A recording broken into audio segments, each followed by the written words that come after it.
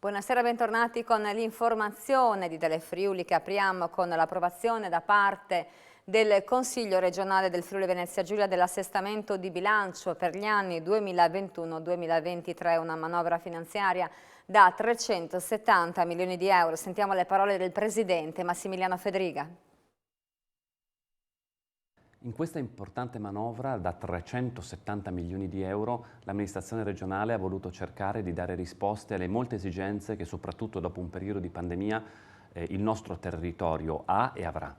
Per questo per esempio abbiamo messo quasi 200 milioni di euro per i comuni o per le opere sovracomunali perché ovviamente gli investimenti in questo momento possono rappresentare una grande spinta alla ripresa. Non solo ci siamo focalizzati per esempio sugli investimenti in sanità, 25 milioni di euro che andranno principalmente ai piccoli ospedali della nostra regione per rafforzarli e dare una mission. Noi non vogliamo chiudere ospedali, ma vogliamo invece rafforzarli e dargli una prospettiva anche per il futuro. In più abbiamo voluto stanziare 25 milioni sul turismo per l'ammodernamento delle strutture ricettive, una cifra importantissima, proprio per aiutare un settore drammaticamente colpito dalla pandemia dal punto di vista economico. Insomma, una misura importantissima, una misura che mi auguro possa contribuire insieme al nostro ricchissimo tessuto produttivo e soprattutto un tessuto produttivo che anche durante la pandemia non si è fermato, ma garantire una ripresa. Già i dati che monitoriamo quest'anno fanno vedere il Friuli Venezia Giulia, unica regione in Italia ad aver tenuto per esempio sull'occupazione, ma non ci basta, perché adesso è il momento di ritornare a correre e ritornare a guardare avanti. E sarà una boccata d'ossigeno perché secondo i dati del secondo trimestre, in base a un'indagine curata per Confcommercio Friuli Venezia Giulia da Format Research, sono 600 le imprese del terziario che sono scomparse a causa della pandemia. Aumentano le imprese dei servizi, più 173, diminuiscono pesantemente invece quelle del commercio, meno 544, e in misura minore del turismo, meno 76. Più di 600 imprese del terziario del Friuli Venezia Giulia sono dunque scomparse per le conseguenze della pandemia. Il dato, tra l'altro anestetizzato dagli aiuti pubblici che tengono a galla imprese quasi inattive, emerge dall'osservatorio congiunturale sul secondo trimestre curato per Confcommercio FVG da Format Research. In questo contesto, spiega il direttore scientifico della società Pierluigi Ascani, si è comunque assistito a una ripresa del clima di fiducia delle imprese del terziario legato al giudizio sulla campagna vaccinale, il cui andamento è ritenuto adeguato da 3 imprenditori del terziario su 4. La campagna non è però sufficiente a lasciarsi alle spalle l'emergenza sanitaria. Per il 61% delle imprese il virus continuerà infatti a circolare. Viviamo una fase difficile e decisiva, commenta il presidente di Confcommercio FVG Giovanni Da Pozzo, in rappresentanza anche dei colleghi presidenti di Gorizia Gianluca Madriz, di Pordenone Alberto Marchiori, di Trieste Antonio Paoletti. L'adesione ai vaccini è la premessa per una ripartenza decisa dall'economia, soprattutto per i settori del commercio, non alimentari e per il turismo, i più penalizzati da questo anno e mezzo di emergenza. E anche per la Presidente di Friuladria Credit Agricole il settore del turismo resta in sofferenza, ma spiega l'Economist, il PIL sta correndo per il 2022, i segnali sono buoni. Stiamo assistendo a un momento di enorme fermento nella parte produttiva del paese, soprattutto nella manifattura. Il commercio sta andando abbastanza bene perché le limitazioni non si sentono quasi più, sta soffrendo un pochino il turismo perché ancora lì abbiamo qualche problema di movimento. Tutto ciò detto, il PIL sta correndo, l'economia sta andando bene e con tutte le emissioni di denaro che ci sono e ci saranno del PNRR prevediamo non solo un 2021 che si chiuderà a tassi molto importanti di crescita, ma un 2022 sulla scia di questo trend positivo. È una grande opportunità per il Paese, per i giovani e per tutti noi. E voltiamo a pagina. La senatrice di Forza Italia, Lucia Ronzulli, oggi a Trieste per sostenere gli azzurri e il sindaco uscente Roberto Di Piazza in vista delle elezioni del prossimo autunno. La senatrice ha anche anticipato la data delle elezioni. Sentiamo. Ogni amministrativa ha il suo valore e la sua specificità. Trieste è fortunata perché è governata da un grande sindaco che io penso che il 3 e il 4 ottobre sarà sicuramente riconfermato. Ci conferma che si vota il 3-4 ottobre? Qualcosa mi dice che si voterà il 3-4 ottobre, diciamo iniziate a prepararvi, sì. Manca ancora l'ufficialità dal governo e dalla regione, ma ormai la data è segnata, come conferma Lucia Ronzulli, senatrice di Forza Italia e presidente della Commissione parlamentare per l'infanzia e l'adolescenza, a margine della visita all'IRCS Burlo Garofalo, accompagnata dal vicepresidente della regione Riccardo Riccardi e dai parlamentari Sandra Savino e Franco Dalmas. Il 3 e 4 ottobre saranno quindi 38 le amministrazioni comunali chiamate alle urne per il rinnovo del Consiglio e soprattutto del Sindaco, 4 le amministrazioni con più di 15.000 abitanti che, nel caso in cui nessuno dei candidati riuscisse a superare di un voto la soglia del 50%, saranno chiamate al ballottaggio 2 settimane dopo e dunque il 17 e 18 ottobre. Nel dettaglio si tratta di Trieste, Pordenone e Cordenone senza Vito al Tagliamento con 15.011 residenti. Drenchia, con 134 abitanti, sarà il comune più piccolo.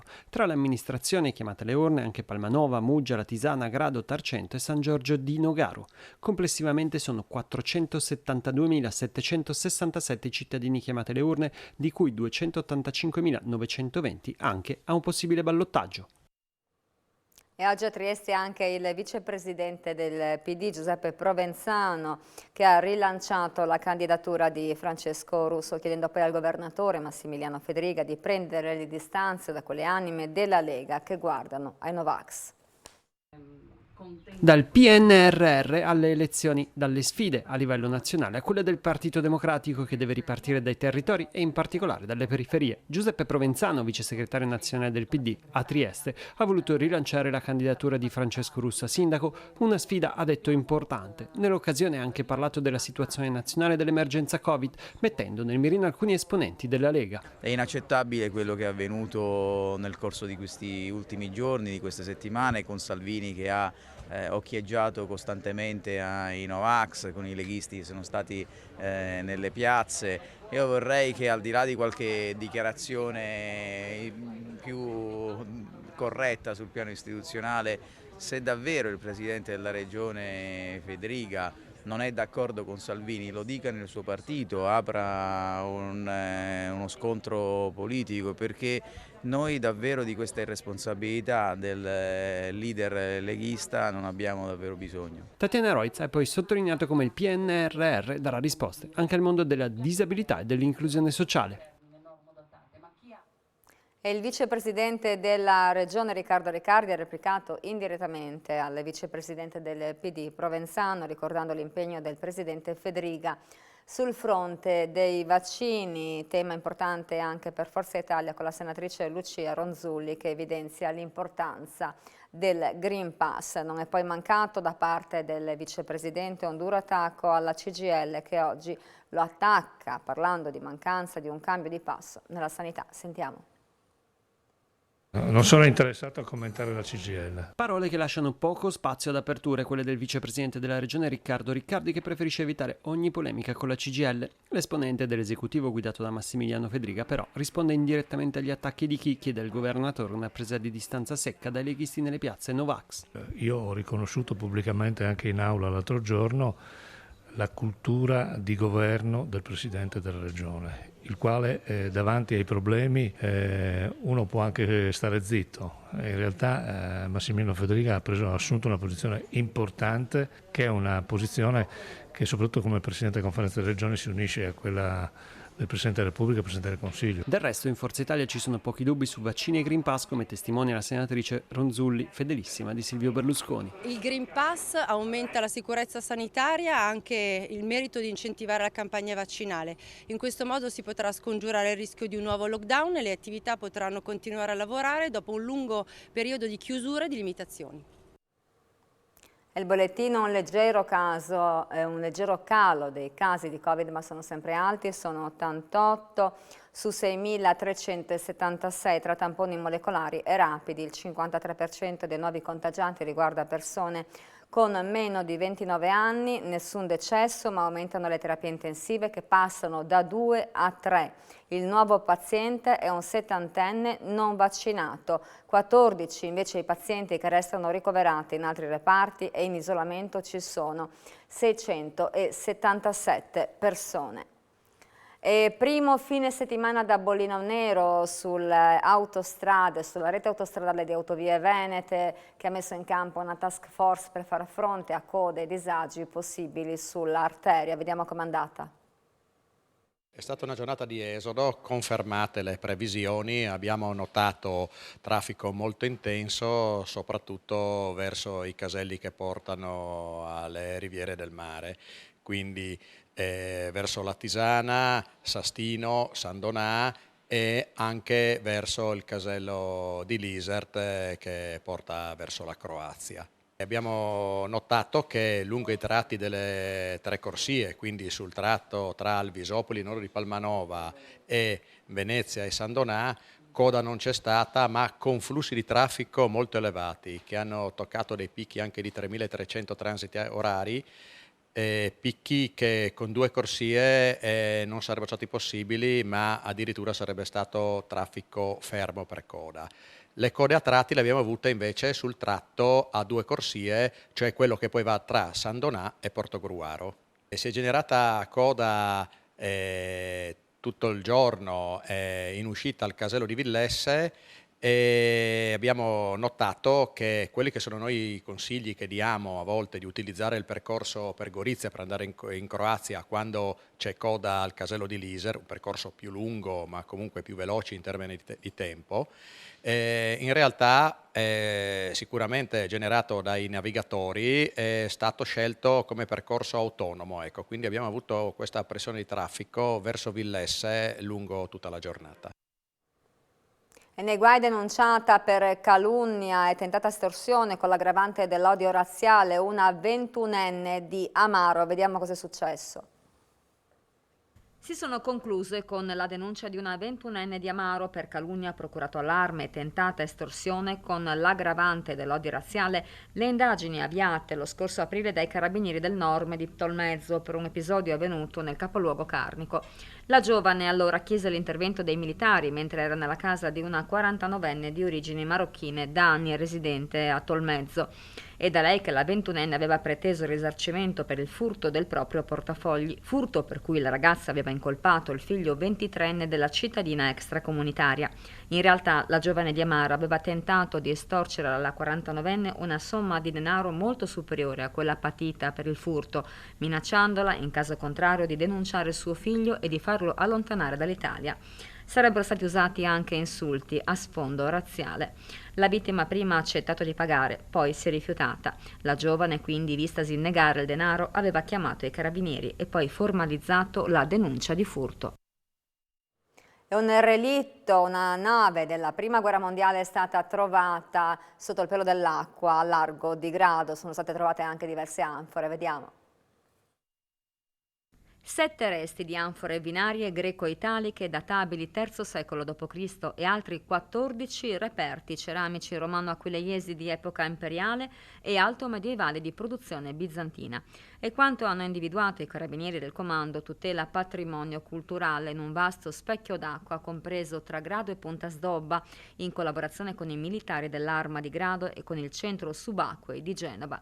Rinvenuti anche i resti di un'imbarcazione per la prima volta della Prima Guerra Mondiale, adagiata nel fondale vicino alla confluenza del canale Isonzato nel fiume Isonza a Punta Sdobba, in un'area di assoluta rilevanza paesaggistica di fronte alla riserva naturale dell'isola della Cona. Si tratta di un pontone della Regia Marina, un grosso e robusto galleggiante usato durante la Grande Guerra per azioni di approdo e fiancheggiamento, realizzato nei primi del Novecento dall'Arsenale di Venezia. I reperti archeologici recuperati sono stati affidati alla Soprintendenza Archeologica, Belle Arti e Paesaggio del Friuli Venezia Giulia per le attività di pulizia, catalogazione e restauro. Il relitto sarà invece sottoposto a una ulteriore attività di studio e alla messa in sicurezza. Il concerto all'Arba ieri mattina alle 5:30 sulla collinetta di Piazza Primo Maggio a Udine da parte di un'associazione per i giovani con i giovani. Omaggio a Dante, quello del concerto all'Alba ieri mattina alle 5:30 sulla collinetta di Piazza Primo Maggio a Udine. Si tratta del primo evento organizzato da Rime Mute, l'associazione culturale nata dai giovani per i giovani under 35. Il concerto assume per questo anche un forte valore simbolico. L'Alba rappresenta infatti l'inizio di una nuova avventura. Si sono esibiti Matteo Bevilacqua al pianoforte e gli attori Giuseppe Bevilacqua e Serena Costalunga.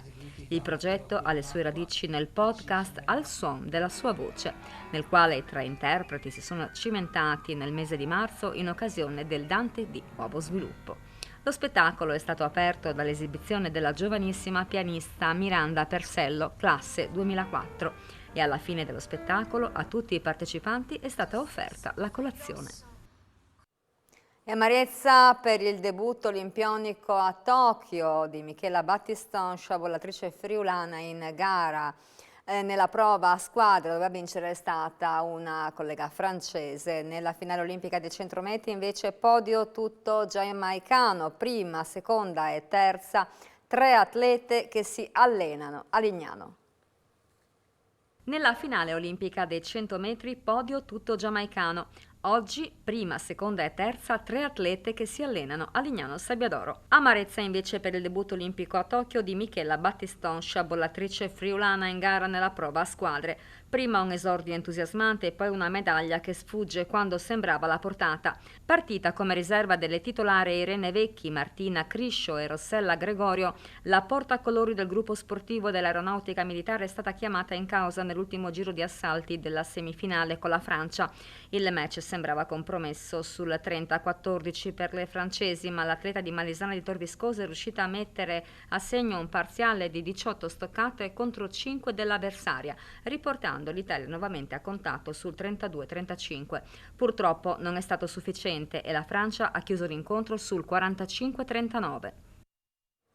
Ed era l'ultima notizia del nostro TG. Vi auguro una buona serata. Grazie a Simone Caramaschi e a Francesco Snidero in regia. L'informazione su Telefriuli torna domani con il TG del pranzo. Una buona serata.